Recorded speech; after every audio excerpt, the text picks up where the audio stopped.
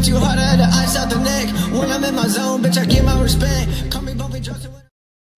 Hello, everybody, and welcome to another edition of Texas Sports World. We are your host. We are your host. That's Isaac. I'm Ethan, and I know we're missing our third counterpart, but he has to be up at 04:30 in the morning tomorrow. 0400. 0400, he said. 30.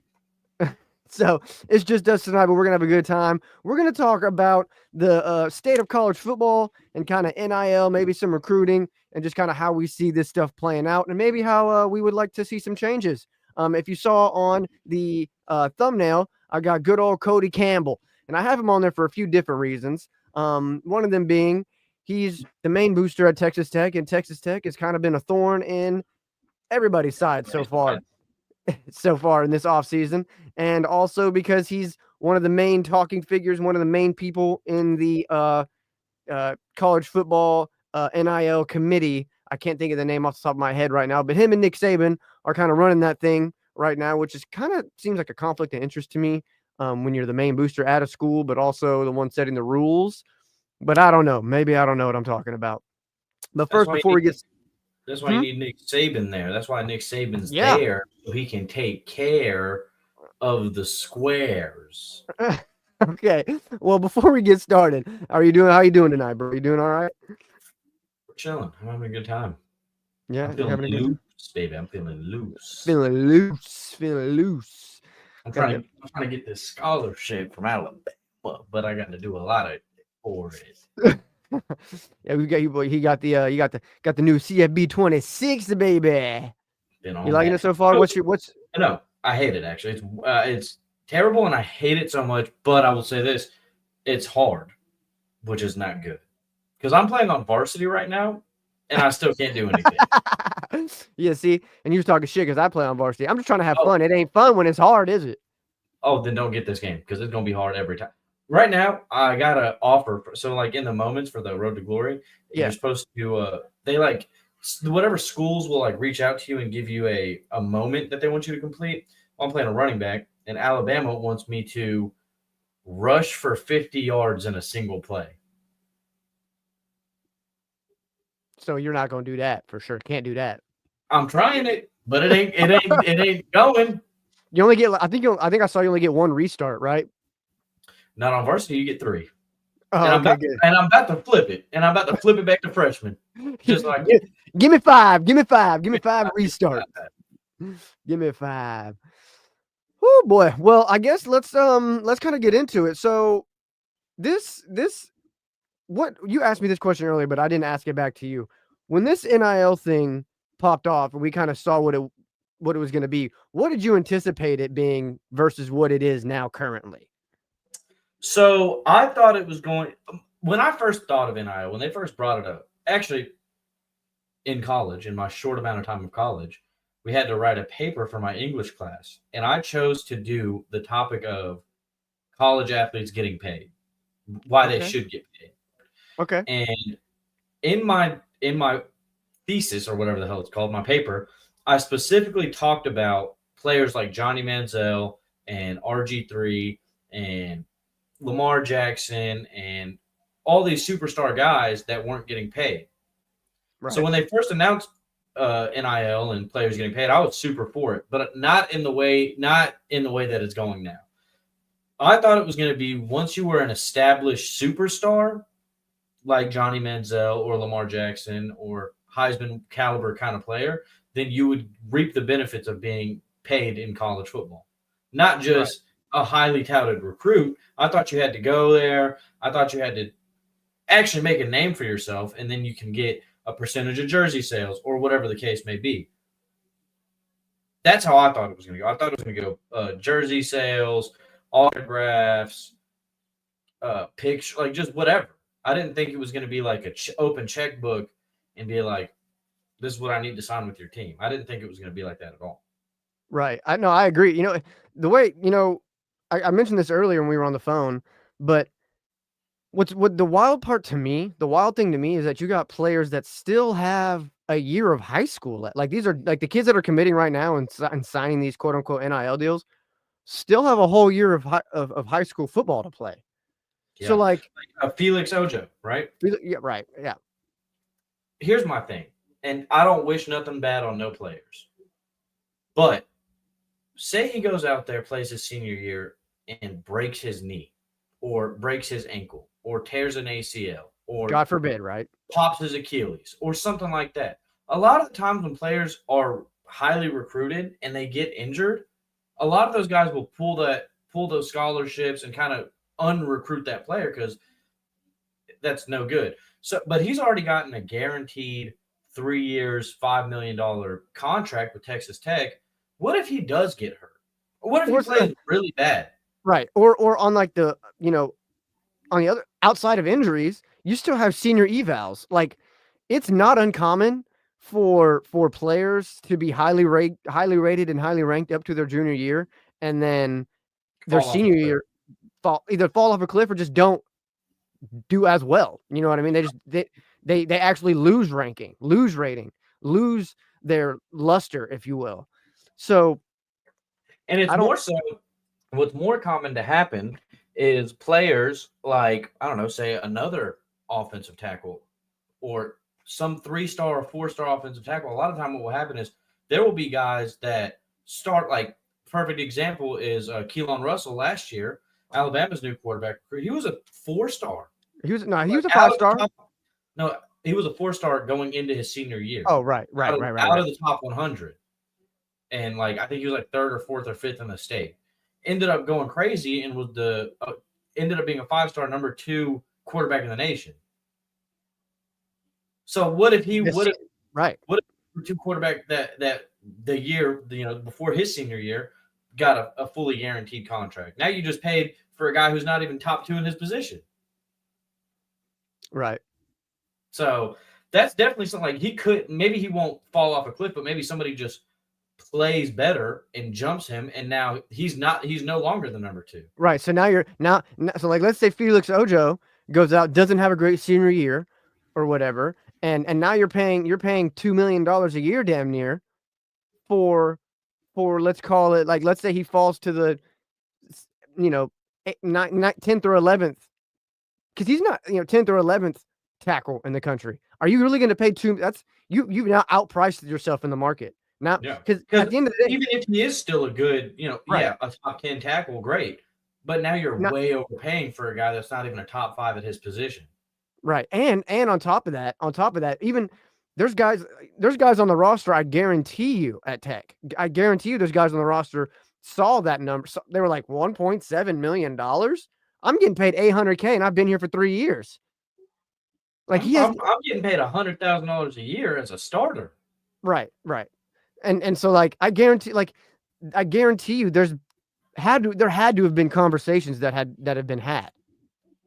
Because this is a guy that's never played hasn't played a down in college football, still has a senior year to go, and he's going to walk in making 19% of the revenue share and getting paid better than already top college athletes in the nation today, right now, at college, playing for D1 programs.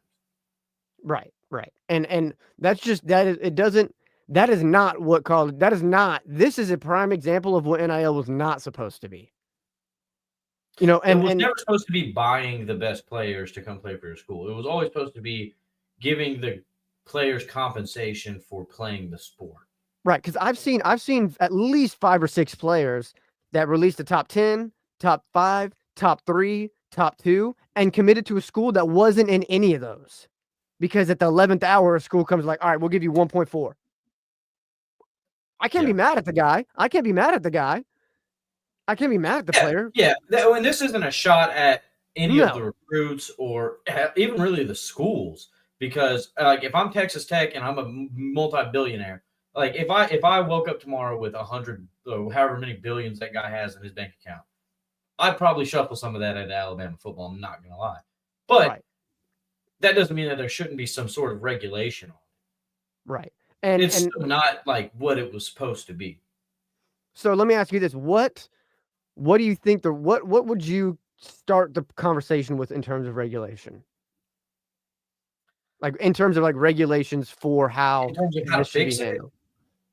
Fix it. I don't know if there's really I don't know if fixing it is because it's some would argue it's broken.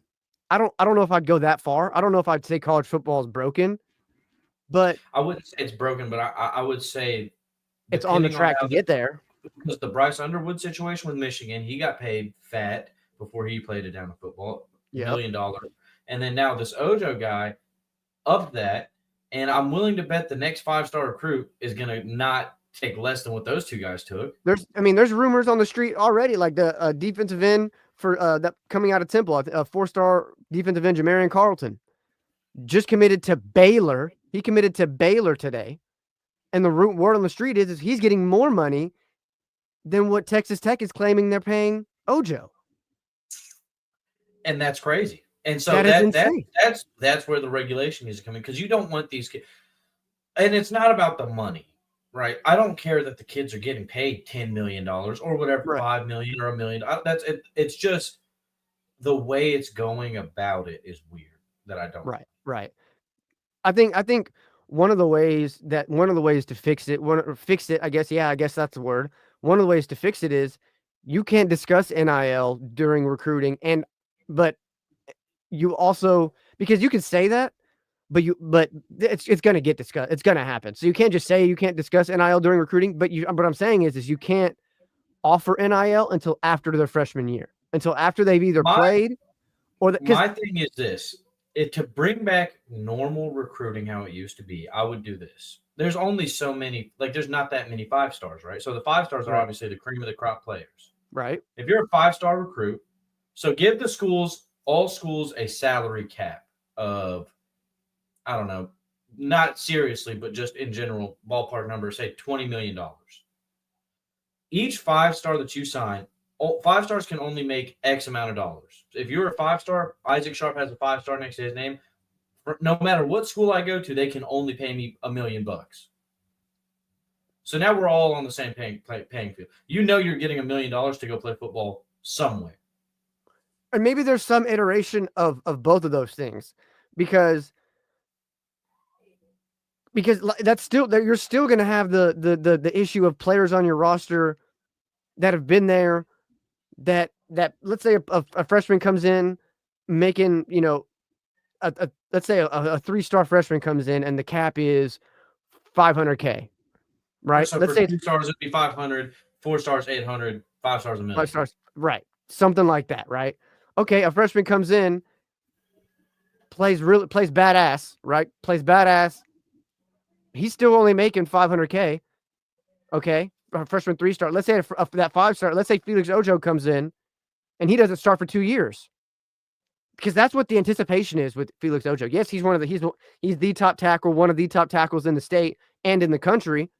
But offensive line is one of those positions where very, very rarely do you have a Kelvin. And I'm not trying to toot, Texas's horn or like whatever you want to call it, but very rarely is there a Kelvin Banks situation where he's starting in spring practice. That's not the anticipation for Felix Ojo. Ojo's definitely going to start. Maybe. Because you can't pay him that much money to not start. And that's the problem. That is the problem. That right there is the problem. Is you can't do that. So now he comes in, and let's say he doesn't play well. Now he's a detriment to the team, and you're paying him $2 million a year to suck. I'm not saying that doesn't happen. Hopefully that doesn't happen. But hopefully it does, it is a possibility on the table. Yeah, if it does happen, then you're in trouble. Then that's just a bad shot for Texas Tech. That's it. But back to what I'm saying. So what you were saying is if Ty Simpson, former 5-star, hasn't gotten it down to playing time, whatever, some 3-star. Say he was a 3-star, because I know he was a 5-star coming into college. Say he's a 3-star, and we just signed what's his name, Keelan Russell, 5-star. We paid him $1 million, but Ty Simpson's going to be the starter. He goes out there, lights it up, has one more year of eligibility. Now Keelan Russell's getting paid more than him to not play, pretty much. So right. Now your roster's all messed up.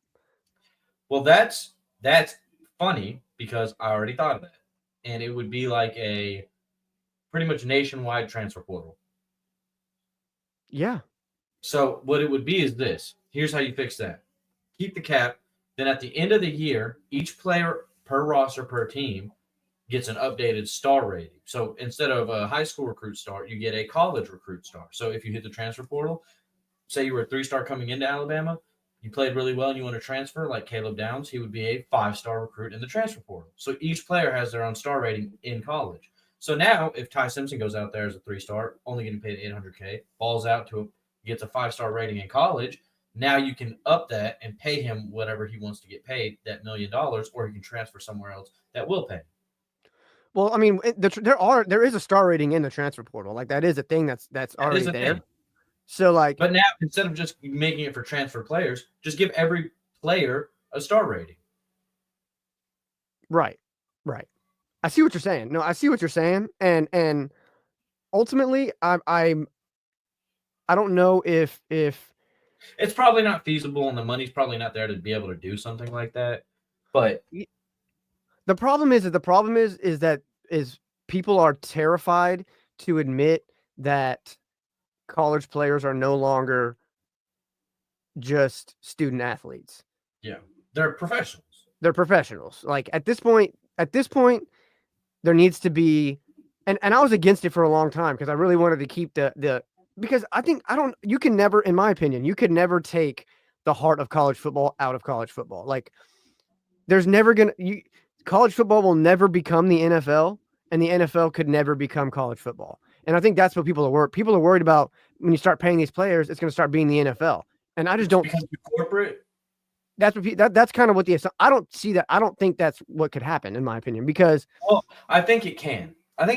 There's too much. I think there's too many teams, so there's going to be too much parity. Like right now, Baylor and Texas Tech Baylor would never have got Jamarian Carlton. Tech would have never gotten Felix Ojo. Felix Ojo took one official visit to. But I'm saying Texas this Tech. though, in the way that how the landscape of college football could change is the sense of like a team like Texas or Alabama that hates their rivals and has such a strong tradition. The fan aspect won't change, but the player aspect will. Those rivalries, if they're just littered with a bunch of transfer guys and guys that are there for a bag, they're not going to care if they have to play OU. They don't hate that team. That's just another team on the roster. So the rivalries will probably die down because these guys are just here to get paid. I don't care about Auburn. You know what I mean? Sure. I mean, there's definitely a possibility that there's no love for the school anymore. It's more of love for the bag. Like I had somebody, like I saw somebody on Twitter the other day. They were like, Texas Tech was Felix Ojo's second offer, and this is just proof that they have real relationships. And I was like, nah, bro, he got a real bag. Like let's not act like the relationship was. If he didn't get thrown that bag, he's not going to Texas Tech. No, he ends up at Texas if he doesn't get that back. He ends up at Texas. He's not going to Texas Tech. So like, but that begs the question: a team like Texas has money like Texas Tech. Like Texas they do. has No, the same amount of money as Texas Tech. Why doesn't Texas counteroffer that? Why doesn't Texas up that bag a little bit? Because I feel like, and Sark has mentioned this in multiple interviews, that there's so much about the culture, and they because I think it's so fragile because Texas, it took a long time to get to where we are now. You know, for a long time, we were the laughing stock of college football because you're right. There was a lot of money here at Texas, and everybody knows that NIL is legal now. But these players were getting something on the side for sure. Like this isn't something new. Now it's not as bad as college basketball. College basketball is a whole different world, but there was something. You know what I mean? So like, and also just the prestige of the university in and of itself was what people thought was enough to drag in major recruits, and it just wasn't anymore. These recruits wanted to come to a place that could develop them, and they could win. Texas has the development. Nobody can look me in the face anymore and say Texas isn't developing their players. That's just not true anymore. I mean, we've had the most players drafted in the last 2 years. You know, this is still a team that is developing players. So when you add in the development, teams like Texas Tech are having to pay a tax. That's why they're having to pay so much. It's a tax on who wants to go live in Lubbock. Okay, a team that doesn't get players drafted often. The last major player to come out of Texas Tech was Tyree Wilson. and he went to the NFL, and we don't even know where he's at. I mean, we know where he's at literally, like team wise, but like he's not. I mean, Pat Mahomes came from Texas Tech. That was before that, and we didn't know that was a unicorn. That'll never happen again. That'll never happen again. Because even coming out of Tech, he didn't really get developed at Tech. He didn't get developed till he started playing for Andy Reid in Kansas City. So like this isn't this.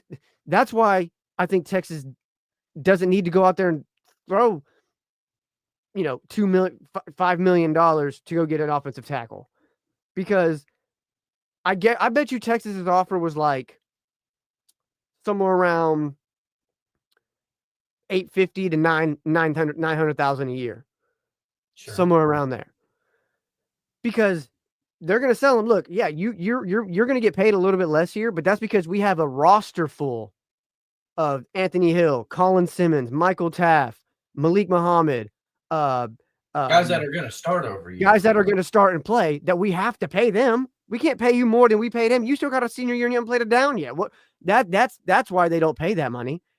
And that ties into the culture of the roster, because you can't start paying these players so much money.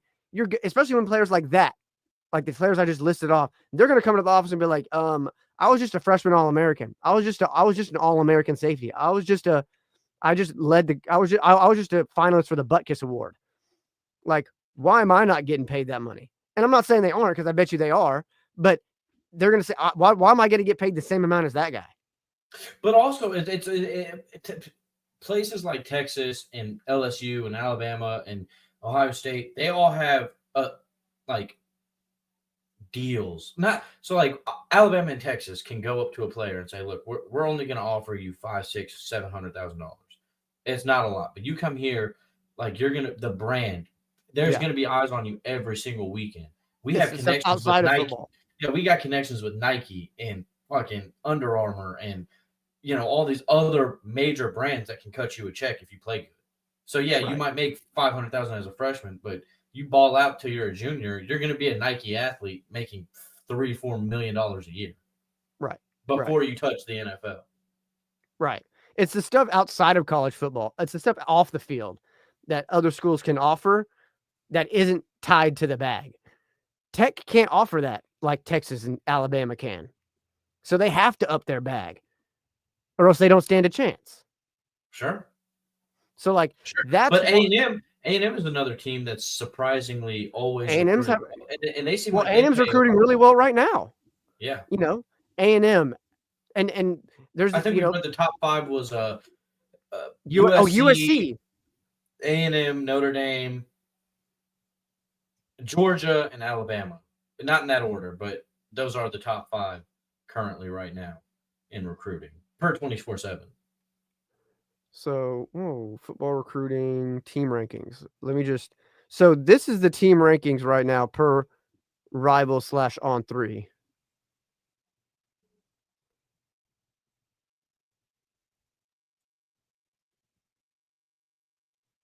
Are you putting it up on the screen? Yeah. All right. It's kind of delayed right now. Hold on. Oh, add to stage. Any minute now. I don't know what's going on. It's a little bit delayed. Delayed. Close that. No free advertisement on nobody watching.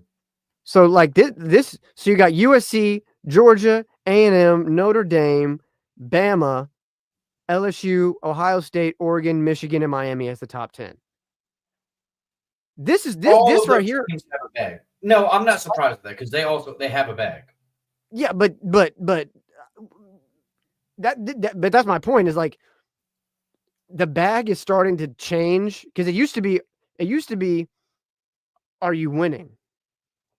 Like that, that used to matter. And I would you could argue that NIL is $166K. They have 31 total commits, so 166. $5 million already in NIL. And that's a rough estimate guess at that. Yeah. Those 3 stars aren't making 166K. All those 4 stars are making probably over 166K. Right. That's just the average. So like But you could argue that Lincoln Riley's on the hot seat at USC because they went 7-6 and they need to win this year in order for him to keep his job. That used to matter in recruiting. But you could say, yeah, I'm on the hot seat, but I'm going to give you $900K to come play here, even though you're only worth 600. I know that I need you on my team, and I know that I know that you could succeed here. That's the recruiting pitch. I'm not surprised Georgia's up there. They're always a good recruiting school. A&M always recruits well. And A&M's getting that second year coach bump, where they showed some really good stuff last year, and they played really well in a lot of games, and so now they can point to that and just be like, oh, look, we're that close. So like, if you come play here, you could put us over that edge, So that doesn't really surprise me. Notre Dame, they were just a college football playoff championship contender. Alabama doesn't surprise me. I mean, and we've known that Kalen DeBoer was gonna figure it out at some point. Like, he wasn't just gonna. I think that's not updated yet, because I think we just signed another guy today, so we have 9 4-stars now. LSU, they just got what's his name? Hold on, I just had his name in my head. Lamar Brown. So like, this a lot of and that's another thing, is like, we're still seeing the teams. Like, you don't really see any surprises yet to me personally, it's USC, but outside of USC, you don't really see any major surprises. I could see USC in the top 10. USC being 1 that's the surprise. That's the surprise that they're 1. I'm not saying it's surprising they're in the top 10 by any stretch, but the fact that they're 1 is what's surprising. All these top 10 teams make sense. Top 15 makes sense. Texas needs to be a little higher. Yeah, I mean, not saying that they deserve to be higher, right, per what they have right now, but they should be higher in terms of. And so here, a little inside baseball when it comes to Texas is their recruiting model is let these schools do all the recruiting in July. Let these schools offer these, because ultimately, once they commit, Texas finds out what the offer was. It doesn't get public necessarily, but they're like, okay, now we know where the line is. Because before, you're just kind of like going back and forth, hoping and praying that you have a higher offer, right? But at some point, you kind of figure out what the number is, and then you let the season play out. You look at that. Then the recruiting starts to ramp up. Texas, even I wish I would have known, could have seen what we were at what Texas was at this point last year, because we weren't very high at this point last year either, and we finished with the number 1 recruiting class in the country. So like, a lot of stuff can change between now and January. Sure. So, and you got to assume, like, not all of the top 10 or 15 teams, like the order is going to get re-ranked. And, just a few days ago, Alabama was like down here with Texas and Carolina. And that flipped in a couple of days. So imagine in a few months when guys decommit or flip commitments or whatever, and these other schools pick them up. You can see teams like UCLA, SMU, North Carolina, Texas jump up the board. Like, this is like, look at it. Look at the drop off immediately. So like, look at that, dude. That's a lot of money. That's that Phil Knight money, dude. But like, pretty consistent. Boom, 59, 72, 28, 35, 28, 24, 23, 22, 21. Yeah. So like, there still is a, where's Tech? Tech's 23. But that's not even close. That's not even, it needs to be bumped way up.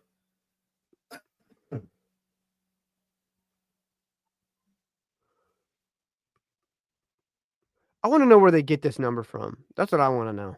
Okay, that doesn't make sense to me now because now they're what it is because Felix just made so much, but all these guys probably aren't making a ton of money. All the 3 stars and stuff that they recruited.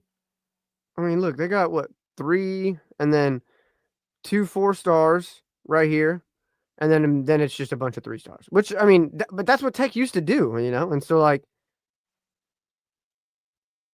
that's what makes this Felix Ojo thing so weird.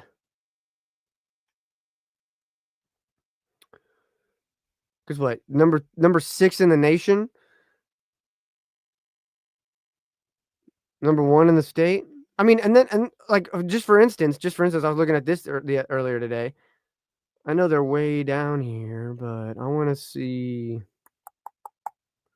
They're like 50, 54. Houston in years past would have never got Keyshawn Henderson ever, never ever. And they got the number 2 quarterback, the number 2 player in the state. Arguably, you could argue one of the best quarterbacks in the country.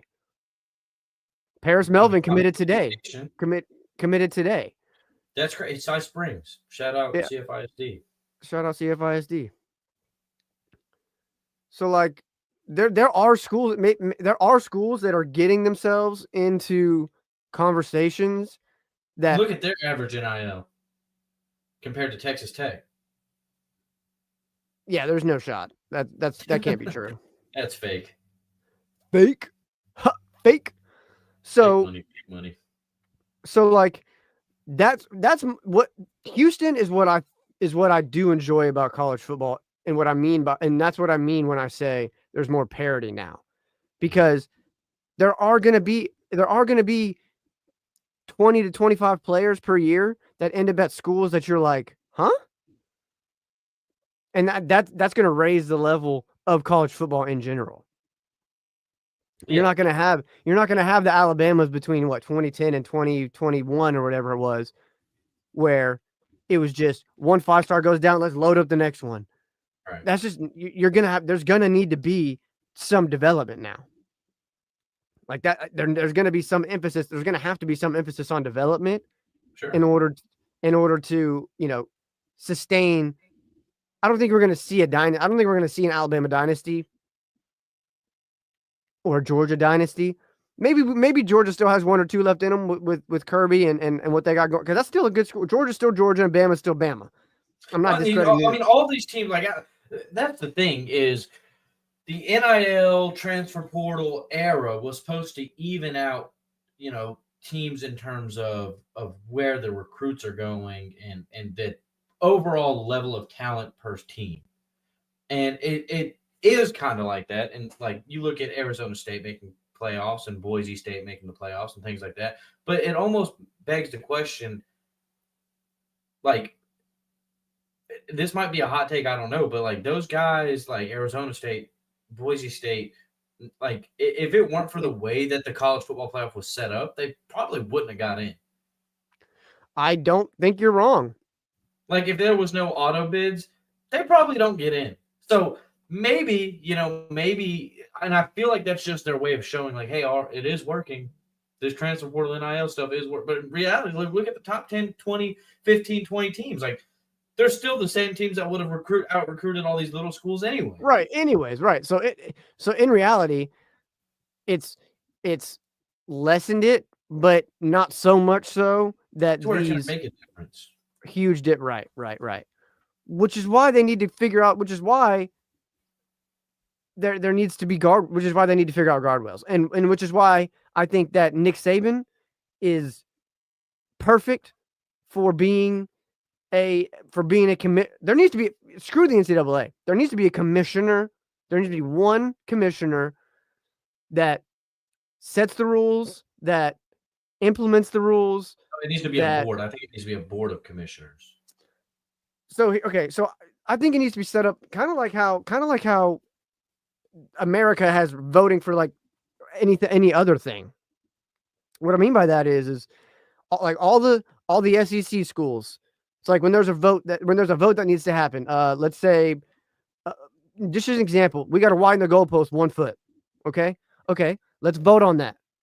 So all the SEC schools, they vote yay or nay, right? And then now there's 16 teams. Let's say it's you got to have majority, right? So that would be kind of difficult, but we could semantics later. But you got to yay or nay. Okay, so the SEC votes, we vote nay. Okay, that means that a majority of the schools voted no. Not all of them, but majority of them. Then the Pac-12 goes yay or nay. Same process.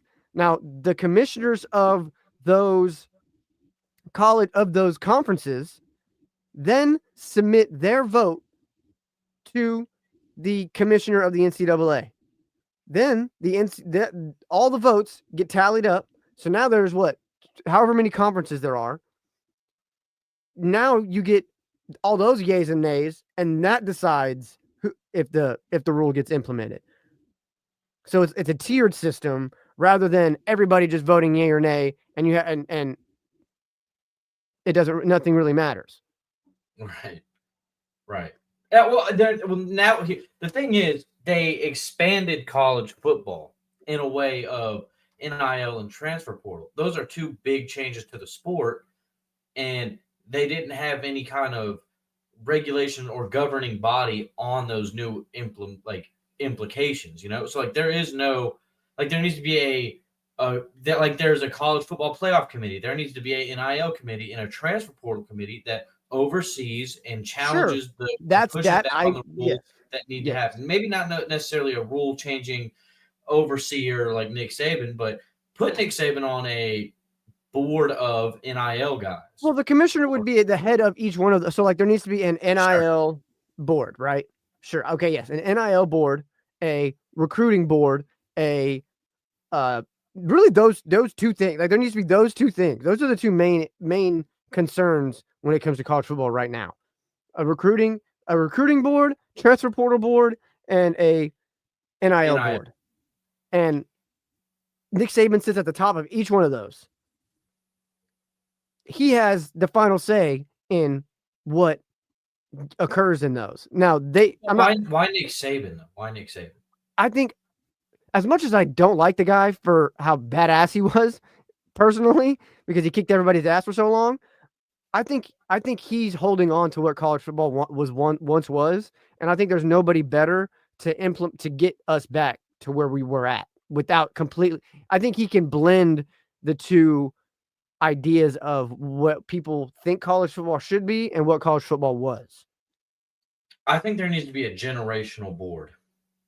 So not just Nick Saban as the overseer, but have guys like Nick Saban on there, like legendary coaches or whoever. Okay. And then younger guys like Dan Lanning or Steve Sarkisian, guys that know, can see the future of the sport. Because if you have a bunch of old guys up there, they're going to be stuck in their ways. And sure. So you got to have some pushback on that. Sure. Okay. And yes. Okay. And maybe there's a 5-year line. So maybe not. I don't know. How would you decide who's new and who's old? Because technically Steve Sarkisian's been a head coach for 10 years. He's been a college football coach for a long time. So and just you can Nick Saban's almost 70 something years old. Or he is. So are you saying retired coaches, like coaches that are no longer coaching? Sure. Coaches governing just governing body archetype. It could be athletic directors or ex-coaches or ex-commissioners of whatever or ex-NFL coaches. It doesn't matter where you're pulling the guys from. Right. Just you need to get some different age groups and I think there needs to be and when you say NFL coaches, you make a good point because I think that there needs to be NFL guys almost overseeing things because there's been a cap in the NFL for as long as it's existed, right? Well, that and you also need more unbiased guys. Because Nick Saban, as much as he is a respectable guy and probably is going to do his best for the sport, he has a bias towards Bama. Sure. The Texas Tech guy has a bias towards Texas Tech. And maybe the NFL guys will have a bias towards their alma mater or whatever. but you need somebody who's been pulled away There from will that never. for so long. Well, there will never not be some sort of bias, right? Sure. So like that's just human nature, and they're gonna have to work through that at some point. But I'm saying guys like a SGM could be on the board, and his Sure, alma mater sure. was the University of Northwestern at East Texas State that didn't have a football team, and their bias isn't going to influence what the sport is going to become. Sure. I think you could have a group of GMs along with, ex NFL head coaches, because ultimately we are moving towards that kind of model. And that's another reason why I think schools like Texas, when you have coaches that have been in the NFL, understand, and that's another reason why I don't think they're offering these kids huge amounts of money, because they understand how the money side of things work. Like, I don't know Sure. if Texas Tech is going to be able to survive. Now, granted, yes, you could throw money at it and throw money at it, throw money at it, throw money at it.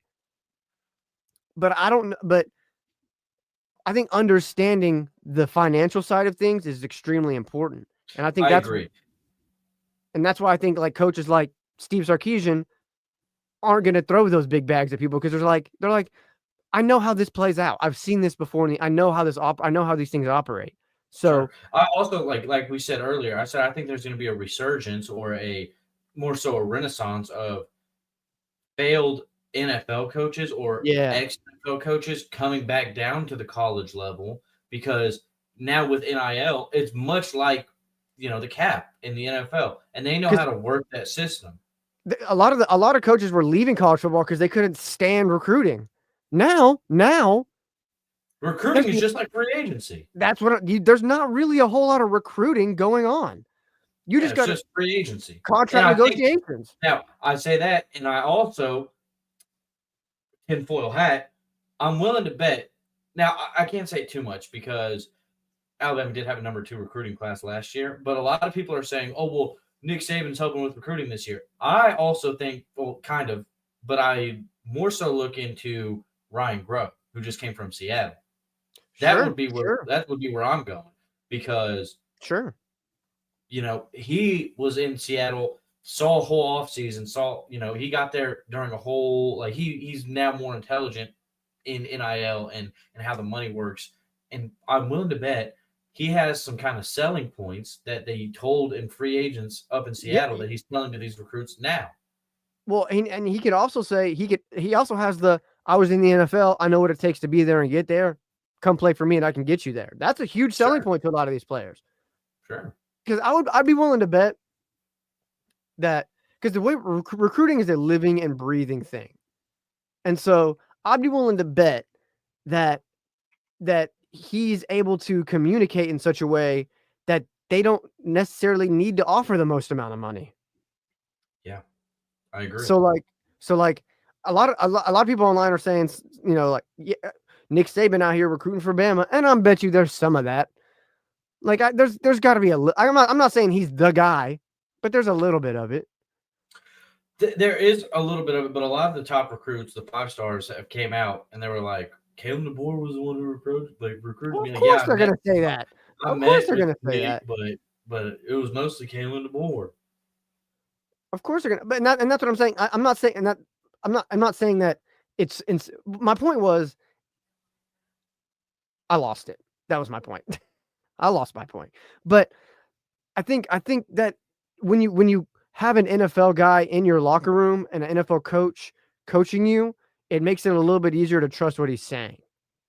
And so, you don't necessarily. I mean, even North Carolina and Bill Belichick, like they were doing pretty well, and a lot of guys are kind of bought into that system over there because they're like, well, that's one of the greatest coaches of all time. Right. So I think, and North Carolina, that whole thing was a little bit weird because for whatever reason, nobody, like, from what I can tell, nobody really how do I put this? Everybody's hesitant when it comes to Bill Belichick in college. Like, I think people need to see it first. I don't know why like he's a couple years like ago. like Dion. Like I don't know. Well, Dion didn't ever coach in the NFL, so like when you're because and I think part of the problem is he got fired from New England and he kind of like teetered off at the end of his NFL career as an NFL coach. So like people are like, is he still Bill Belichick that we have come to know? We need to see him win I again. think that's why he's It's in. Because recency bias. let's be realistic. Bill Belichick can have a job in the NFL today. Sure. Oh yeah, I agree. I think the problem was a lot of teams had their head coaches, and like Bill Belichick was in New England during a rebuild. So the head coaching jobs that were open in the NFL, he was like, I'm not trying to go to Jacksonville and rebuild Jacksonville, and right. that blows up in my face. Now it taints my legacy. I'm not going to. Yeah. And then the teams that were good that would have taken him, they're like, well, you got to be a coordinator. He's like, I'm the greatest fucking coach of all time. I'm not going to go be a coordinator for you. Are you kidding? Who do you think I am? So he's like, okay, well, let me go to college. And you know what? Another thing to bolster my NFL coaching in the college level prowess, Bill Belichick at Boston College has done a really good job. Oh, you mean Bill O'Brien? Who did I say? Bill Belichick. Too many Bills. Bill O'Brien and Boston College. And, Boston College is actually pretty good. Yeah. They're pretty good. And he was a GM. A shitty GM. A horrible one. The worst one I've ever seen, but he was there. Yeah, a horrible. But but your point stands on two legs. So I think we're definitely going to see more NFL coaches, whether they be because at the end of the day, whether you're a failed NFL coach or not, if you come to college, you were still in the NFL. You still coached in the NFL. That's still a skin you have on the wall. And I would have bet money that Bobby Slowick was going to come to college after his stint in Houston. I think because he's the passing coordinator now in Miami or something like that. Thank God he's not the run game coordinator. Shit. Yeah, no kidding. I would have bet money he'd have been in college by now. Yeah, because I think he would have been a good college coordinator or head coach. I don't know if he'd be a head coach in college for like a Middle Tennessee or something like that. You don't see or that a La Tech or like a La Tech. Yeah, I can see that happening. Young guy. Okay. I mean, let's be real. Let's give Bobby his flowers. He did what he needed to do. He's not a dumb, bad offensive play caller. Yeah, he's just stubborn. He just was stubborn and didn't want to change his ways. But I think now he's more – and he just needed time to develop as a coach. And he's doing that now in Miami. So I hope good things for him. I got off track. Get me back on. No, but yeah. So I think you're going to see a lot more NFL coaches come to college football because they see that because like I said earlier, a lot of these coaches were leaving because they hated recruiting. They hated it. The travel and the having to go to, just the constantness of it. Now, granted, I would argue that it's as with NIL and transfer portal, you have to do it kind of a little bit more now because you have to re-recruit your guys you have to recruit 90 players every single year. But the saying, money talks and bullshit walks. So when you can pay these players, you could. The recruiting conversation is 3 minutes long. Hey man, I'm thinking about. Hey, I got you right now for 1.1. You right. I'm gonna go to class.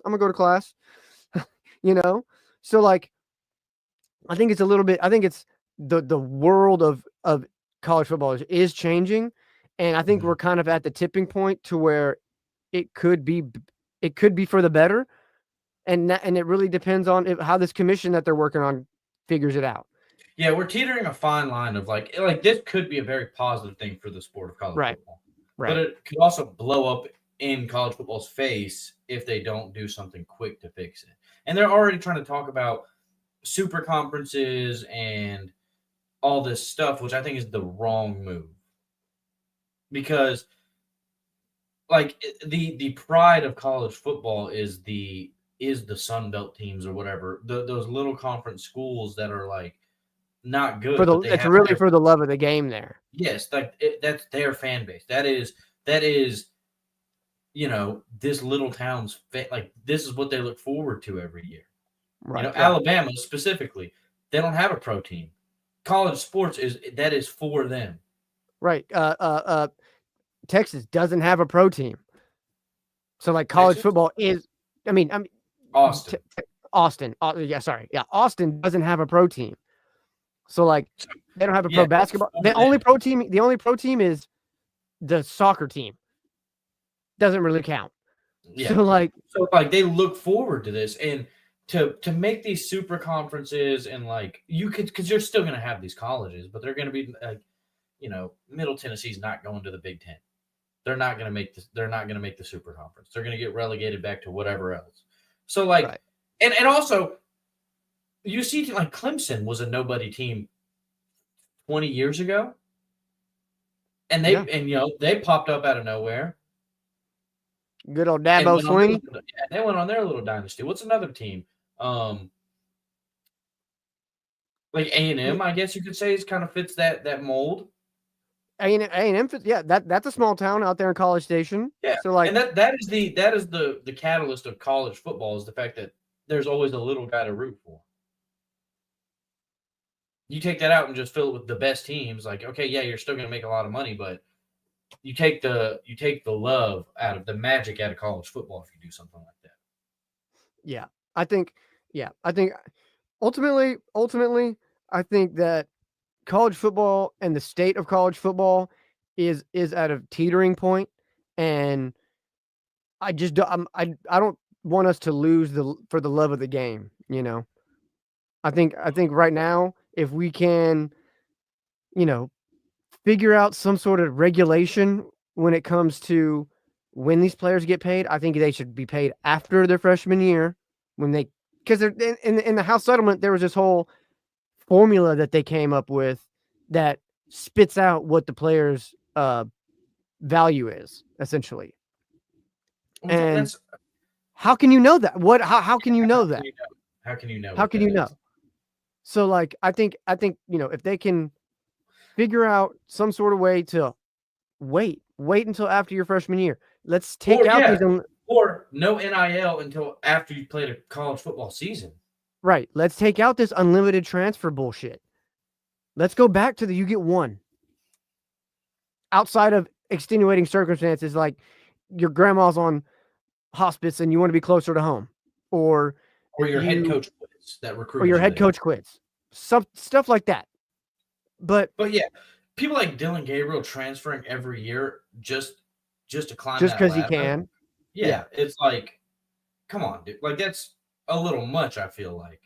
Yeah, I mean, you're talking about there's some players that are on like 4 and 5 schools. Like that's crazy. You should get one free any time of the year play next season transfer. Right. Because then it's like that trickles all the way back down to the recruiting process. Because I'm sure there's teams that are like we're not gonna be able to start you year one. Go to this school, play there, develop, transfer here. I'm sure that's been talked about at least once. Right. Am I crazy?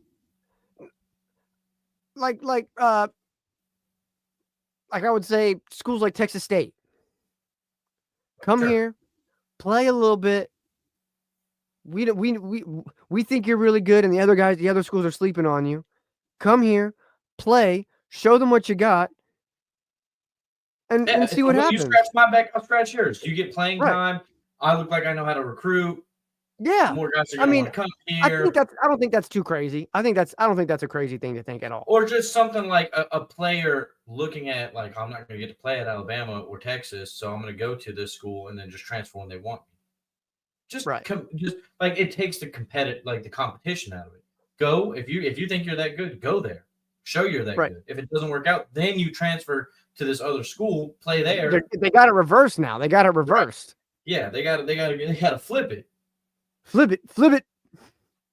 So, yeah, I think, I don't know. I think we kind of got everything out that we needed to talk about when it comes to the NIL and recruiting and all that. Was there anything else you wanted to get into? That's it for me. No, that's it. That's it for you. All right. Well, make sure if you see this, like, comment, subscribe. Let us know what you think. We are Texas Sports World. For Isaac, I'm Ethan. We will see you guys sometime this weekend. We've kind of changed our schedule up a little bit just because it's dead out here. Yeah, extenuating circumstances. We'll get back on a better schedule come football season.